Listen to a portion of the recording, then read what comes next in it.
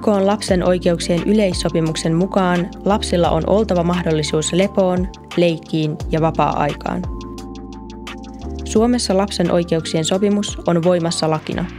Suomessa on myös laadittu kansallinen lapsistrategia vuonna 2021. Sen tavoitteena on osaltaan vahvistaa lasten oikeuksien toteutumista.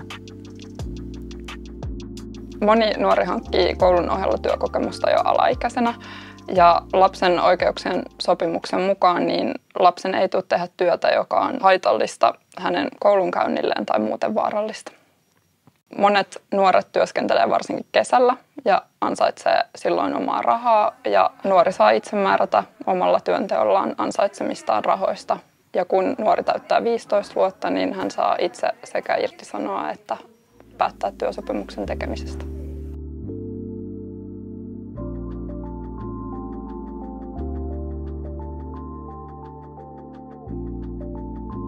Mulle ehkä tärkeintä on se työntekijän ja sen työpanoksen arvostaminen, että se myös vaikka sä olisit kesätöissä, niin sä tunnet itsesi oikeasti osaksi tätä työyhteisöä. Pääsis jonnekin paikkaan, jos kehtaisi tehdä täysillä. Sillä jotenkin hyvä palkka on mun mielestä vaadittavaa työpaikalta. Mä haluaisin sellaisen ympäristön, missä on hyvä työskennellä.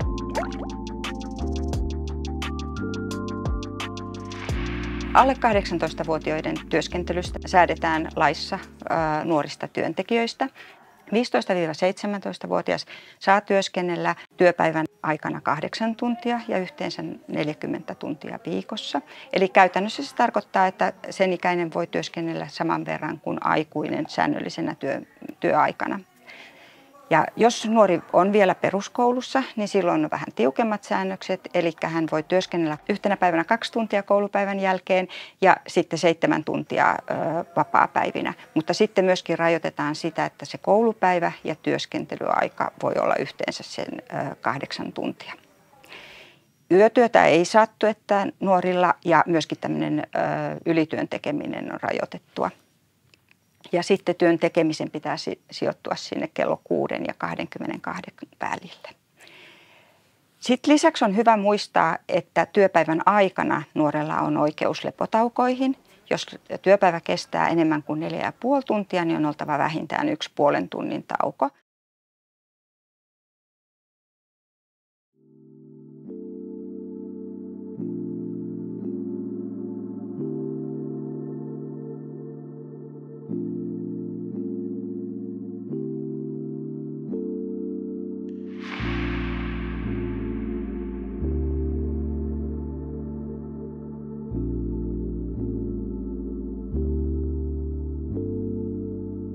Alle 15-vuotiaiden työskentely on vielä rajoitetumpaa. 14 vuotta täyttänyt tai samana vuonna 14 täyttävä lapsi saa ottaa sellaisen kevyen työn, mikä ei ole vahingollista hänen terveydelleen tai vahingollista hänen kehitykselleen tai aiheuta haittaa koulunkäynnille. Lukuvuoden aikana on sallittu vain lyhytaikainen ja tilapäinen työ. Työaika loma-aikana on maksimissaan puolet sen loman kestosta, eli kesälomalla ei saa työskennellä kuin puolet siitä kesälomasta, mitä on koulusta. Ja se on maksimissaan 35 tuntia viikossa, mikä 14-vuotiaille on työaika. 14-vuotiaiden nuorten osalta on hyvä huomioida, että se työajan tulee sijoittua aamu 8 ja ilta 8 väliin, ja ylitöiden tekeminen on kiellettyä.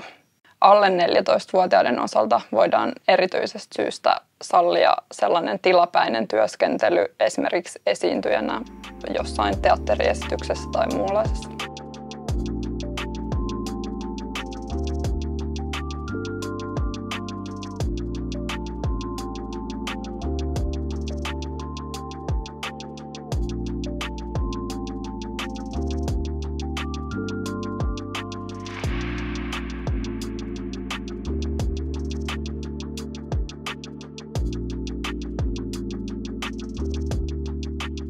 Sen lisäksi, että nuorten työntekoa rajoitetaan ajallisesti, niin laissa on myöskin sitten säännöksiä siitä, että millaista työtä nuoret voi tehdä.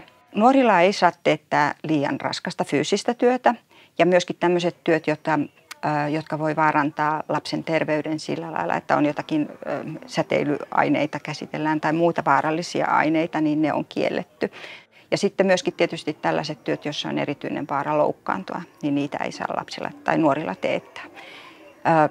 Tämmöisiä voi olla esimerkiksi jotkin rakennusten purut tai sitten on esimerkiksi laissa säädetty, että vainajien käsittely ei ole sallittua nuorille ja esimerkiksi teurastus on semmoinen malliesimerkki, mitä käytetään usein. Nuori opiskelee ammattiin, niin tietysti siinä koulutuksen osana pyritään se, että pystyy myöskin käymään työharjoittelussa, mutta silloin täytyy olla aikuinen ammattihenkilö valvomassa sitä ja sitten tietysti pitää erityisesti huolta siitä niin, että se turvallisuus ja terveys on taattu siinä harjoittelun aikana.